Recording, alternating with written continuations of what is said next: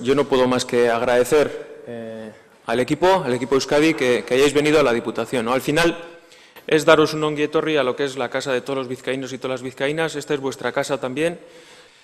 Sí quisiera dar un abrazo importante por parte del diputado general, por parte de José Luis, que no puede estar hoy aquí, pero me ha trasladado que os dé, Miguel, a ti por supuesto, pero a todos vosotros también, bueno, es un caluroso abrazo, pues, para impulsar un poco el proyecto que habéis emprendido, ¿no?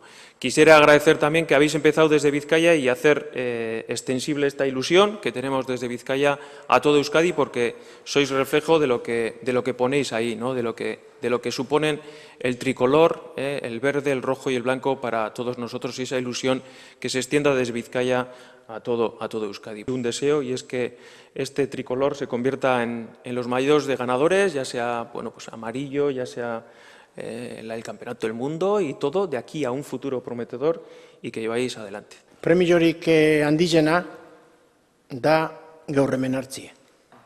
El mayor premio y el mejor premio para la Fundación Ciclista Euskadi, que tanto está luchando y que tanto nos cuesta salir adelante, es el que nos reciba hoy aquí.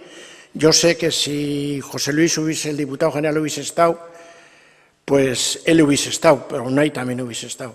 Solamente agradeceros a todos y transmitir un fuerte abrazo al diputado general, que yo sé que nos tiene en mucha consideración y que nos tiene en su mente. Eskerrik asko guzti hori eta hurrengo izan ditela.